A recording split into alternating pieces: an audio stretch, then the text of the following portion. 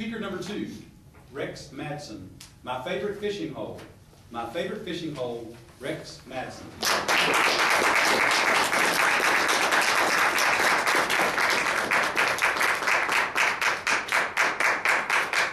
Thank you, Mr. Toastmaster. How many of you here tonight are fishermen? I'm kind of a fisherman too. I wore my best smelling clothes tonight. I'll bet you as fishermen, you all got a favorite hunting hole you like to go to. One that produces every time, even if it's just one fish, and you kind of like to keep it to yourself. You're not willing to share that information. Well, I'm going to share my fishing hole with you tonight. Since the statute of limitations has run out, do that. Convenient to where I grew up, there's a canal that crosses the road down the road ways. I learned an awful lot in that canal, underneath that bridge in that canal. I go down there. First thing I learned is in the fall of the year, they turn the water out, and so I found out the water doesn't all go out, it congregates. I mean, in the low spots, you know how pools in the low spots? Kind of fun playing those little puddles. Next thing I learned is the river feeds those canals, and there's fish in that water. And since fish congregate in the water, I went down underneath that bridge and seen all these fish congregating, and I had me an idea. Captain audience, I'm going to go home and go fishing. So I go back to the house, I grab my fishing pole, and I go down there, and I'm underneath the bridge. First thing I learned, you can't cast underneath the bridge. All right. So I just get out there best I can with my 3-prong hook, and you can't set the hook either, there's just no room. So I'm walking back to the house, and I'm thinking, well, we got to have something with a little more get to it than this. 22 caliber ought to do. Semi-automatic. So I go down there, and I'm fishing. I'm walking around the fishing pole in the mud, and I'm getting mud all over me, and I'm just having a great time. Now, I'm not wasting these fish, all right? I'm a hero of the cats on the farm. Fluffy, the 3-legged cat and her entourage. They learned that when I go fishing, I usually bring them back dinner, so they wait for me by the mailbox. And so I get the fish up, and I take it back. Next thing I learn is after it gets cold, I get to go ice fishing. Yeah, you've done ice fishing, that's kind of fun. It's a little different, 2,200 feet per second. I go down there at the first time, and I'm walking out on this, and I'm noticing I don't get my feet muddy or wet or dirty, and there's just fish all over. So I just boom, boom, boom, boom, boom, boom, boom. This is great. Guess what? Yeah, Wile E. Coyote cut a hole in the ice, come right in. I'm a Toastmaster, and I can't think of a word I can use tonight to describe how cold that water was. Well, I gathered up my fish and limped on back to the house, fed Fluffy and her entourage. Next lesson, about 4 inches of ice is all that 22 is going to get through. So, now what?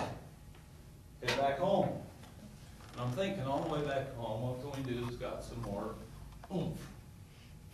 Well, a deer rifle's way too much. That's too much. That's expensive. I don't like to fish that much. 12 gauge would work. Single shot. So I take that down there.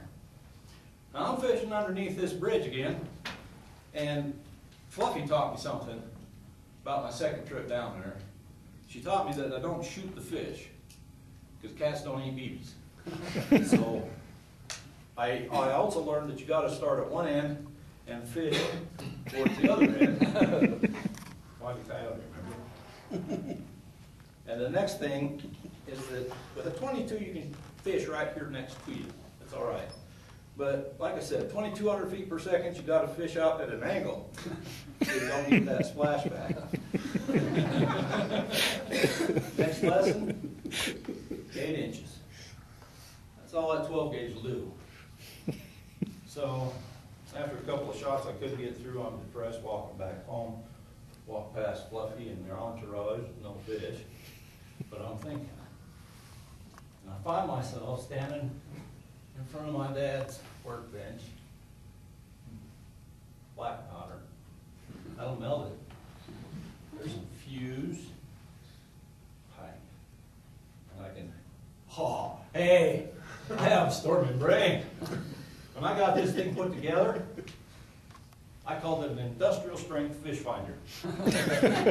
Put that in my pocket, grab the axe, followed by Fluffy and her entourage. She waited to sit at the mailbox. I'd go on down, chop a hole in the ice, right in the deepest part. Remember, Wile E. Coyote remembers where the deepest part is.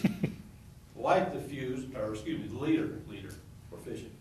Throw that in, throw the axe down, and I'm standing up here on the road, and I'm waiting for this to go off, and I'm thinking, man, it's been an awful long time. So I go to take a step, and go, wham! Holy cow! Both me and the dirt on the bridge jumped this high.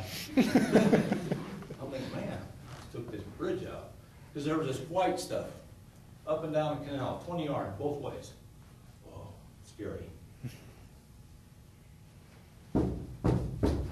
It didn't cave in.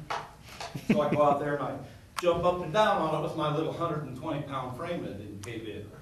All right, cat food. Go on down underneath the bridge. Remember that white stuff that come out from underneath the bridge? Kind of a fish slurpee. There wasn't nothing bigger than my little fingernail under there. And all the time there's this voice going off in the back of my head. Car weighs more than you do. Oh yeah. I better get to the house now so they don't see me down here. I ran past Fluffy and the cats, and they all, it smells like fish. Followed me onto the porch, and I'm hiding. And the next car goes by, went right across that bridge. Oh, cool. Pickup weighs more than a car. Pickup went right across. And I fretted all weekend long because I knew the school bus weighed more than both of them outfits. I was never happier to go to school when that school bus came that weekend, that Monday. Great. So, ladies and gentlemen, there's no way you can prove anything I've told you here tonight. Statute of limitations run out on that terrorist device thing. Okay? And where's my favorite fishing hole? I'm not going to tell you because I want you to have every confidence in all the county bridges you drive across from this point forward.